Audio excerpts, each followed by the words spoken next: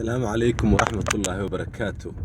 ومانتا oo ay taariikhdu tahay 25 bishii afraad 2015 maalintaas oo aan ku safrayay wadada u dhaxaysa magaalada Gaalkacyo iyo magaalada Garowe. waxaan u sheegayaa dhammaan jaaliyadaha reer Puntland ee dibadda jira iyo dadka reer Puntland ee ganacsatada iyo dadka reer Puntland ee ku nool gudaha Puntland in aad samaysaan maamul goboleedkiina inaad la xisaabtantaan si uu wadanka wax uga qabto. haddii aydan la xisaabtan maamul goboleedkiina oo aad u sacabtantaan wadanka cidna wax ka qaban mayso. madaxweynaha cusub ee xilka qabtay hadda halka sano xilka haya mudane Cabdiweli Maxamed Cali Gaas wuxuu ahayd ballanqaadkiisu wadada u dhaxaysa Gaalkacyo iyo Garowe waan dhisayaa. haddana waad arkaysaan wadadiisa ay tahay isagoo halkii sano dhaafay oo sanad iyo bil sii maraya ilaa haddana wax u soo socdo oo hadda mashruuc la oran karo waxa soo socdo ma jiraan. haddii aad maxaan ku idhaahdaa dadka reer Puntland oo aad dawladdiina qaara la safto qaara ay opposite noqdaan ma fiicna. laakiin waxa fiican adigii oo aan maxaan ku idhaahdaa dawladdaadii waxba dhiba u geysanayn oo dawladdaadii jiritaankeeda raba oo madaxweynahaagii iyo maxaan ku idhaahdaa xukuumaddaadii taageersan ina haddana ka hadashid horumarkaaga oo aad tiraahid waxaan qabo haddii aadan waxaan qabanayn ma sii joogaysid. laakiin haddii aad maxaan ku idhaahdaa tirahdaan kana waa reer hebel kana waa reer hebel weligeen saasaynu ku jiraynaa. safarkan waxaan doonayaa inaan YouTube-ka ku shubo sawirkan iyo videogan aan samaynayo. sababtaan ugu shubayna waxay tahay inay dadka reer Puntland meel kasta joogaan ay arkaan sida uu yahay wadankoodu. Garowe iyo Gaalkacyo waxay isu jiraan 238 kilomitir taas oo loo socon lahaa muddo dhan 2 saacadood iyo wax ka yar. laakiin hadda safarkan wuxuu igu qaadanayaa inaan socdo 7 saacadood maadaama uuna jirin jid lagu socdo. jidkaan hadda ku safrayaana uu yahay kii dawladda China-isku ay dhistay 1975 intii ka dambaysana aan la repairing garayn. marka waxaan ka codsanayaa dhammaan dadka reer Puntland in ay la hadlaan madaxdooda, in ay la xisaabtamaan madaxdooda, in ay baarlamaankooda la xisaabtamaan. marka saas darteed ayaan idin tusayaa videogan. marka daawasho wanaagsan, duubistuna waa inoo sii soconaysaa. Facebook YouTube-kana waa ka daawan doontaan insha Allah. السلام عليكم ورحمة الله وبركاته. أحمد عبد الله آذن Puntland Soomaaliya.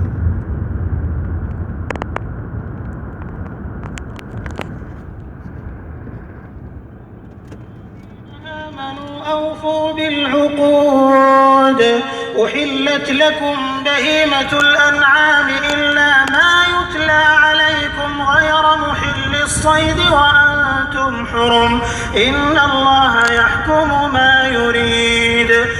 يا أيها الذين آمنوا لا تحلوا شعائر الله ولا الشهر الحرام ولا الهدي ولا القلائد ولا آمين البيت الحرام يبتغون فضلا من ربهم ورضوانا وإذا حللتم فاصطادوا ولا يجرمنكم شنآن قوم أن صدوكم عن المسجد الحرام أن تعتدوا وتعاونوا على البر والتقوى ولا تعاونوا على الإثم والعدوان واتقوا الله إن الله شديد العقاب. حرمت عليكم الميتة والدم ولحم الخنزير وما أهل لغير الله به والمنخنقة والموقوذة والمتردية والنطيحة وما أكل السبع إلا ما ذكيتم وما ذبح على النصب وأن تستقسموا بالأزلام ذلكم فسق. اليوم يئس الذين كفروا من دينكم فلا تخشوهم واخشون. اليوم أكملت لكم دينكم وأتممت عليكم نعمتي سنتي ورضيت لكم الإسلام دينا فمن اضطر في مخمصة غير متجانف لإثم فإن الله غفور رحيم. يسألونك ماذا أحل لهم قل أحل لكم الطيبات وما علمتم من الجوارح مكلبين تعلمونهن مما علمكم الله فكلوا مما أمسكن عليكم واذكروا اسم الله عليه واتقوا الله إن الله سريع الحساب. اليوم أحل لكم الطيبات وطعام الذين أوتوا الكتاب حل لكم وطعامكم حل لهم والمحصنات من المؤمنات والمحصنات من الذين أوتوا الكتاب من قبلكم إذا آتيتموهن أجورهن محصنين غير مسافحين ولا متخذي أخدان ومن يكفر بالإيمان فقد حبط عمله وهو في الآخرة من الخاسرين. يا أيها الذين آمنوا إذا قمتم إلى الصلاة فاغسلوا وجوهكم وأيديكم إلى المرافق وامسحوا برؤوسكم وأرجلكم إلى الكعبين وإن كنتم جنبا فاطهروا وإن كنتم مرضى أو على سفر أو جاء أحد منكم من الغائط أو لامستم النساء فلم تجدوا ماء فتيمموا صعيدا طيبا فامسحوا بوجوهكم وأيديكم منه ما يريد الله ليجعل عليكم من حرج ولكن يريد ليطهركم وليتم نعمته عليكم لعلكم تشكرون. واذكروا نعمة الله عليكم وميثاقه الذي واثقكم به إذ قلتم سمعنا وأطعنا واتقوا الله إن الله عليم بذات الصدور. يا أيها الذين آمنوا كونوا قوامين لله شهداء بالقسط ولا يجرمنكم شنآن قوم على تعدلوا اعدلوا هو أقرب للتقوى واتقوا الله إن الله خبير بما تعملون. وعد الله الذين آمنوا وعملوا الصالحات لهم مغفرة وأجر عظيم والذين كفروا وكذبوا بآياتنا أولئك أصحاب الجحيم.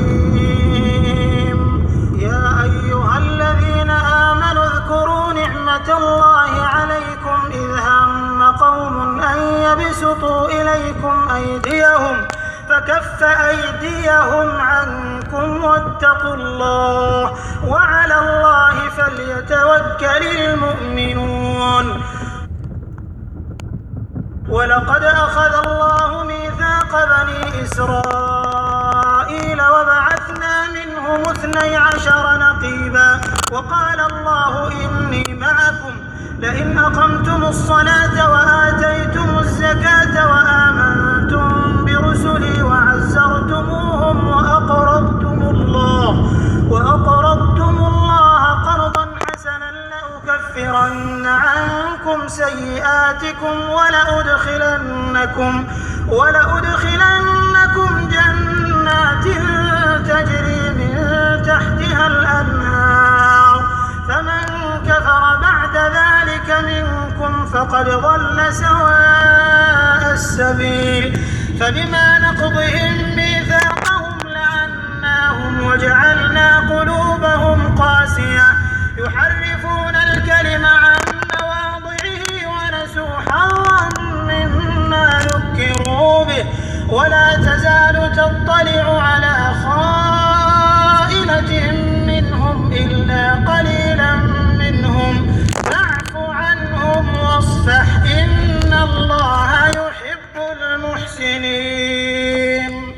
ومن الذين قالوا إنا نصارى أخذنا ميثاقهم فنسوا حظا مما ذكروا به فأغرينا بينهم العداوة والبغضاء إلى يوم القيامة وسوف ينبئهم الله بما كانوا يصنعون.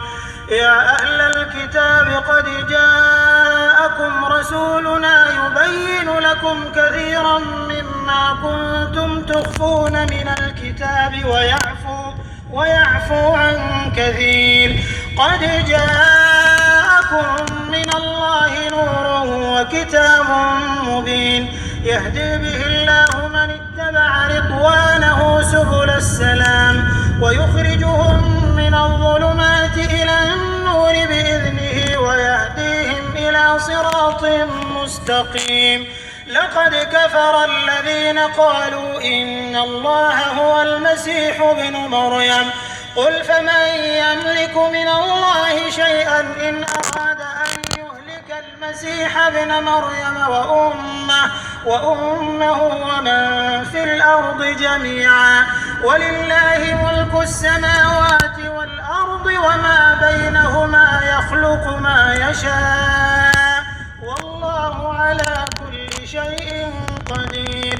وقالت اليهود والنصارى نحن أبناء الله وأحباؤه قل فلم يعذبكم بذنوبكم بل أنتم بشر ممن خلق يغفر لمن يشاء ويعذب من يشاء ولله ملك السماوات والأرض وما بينهما وإليه المصير.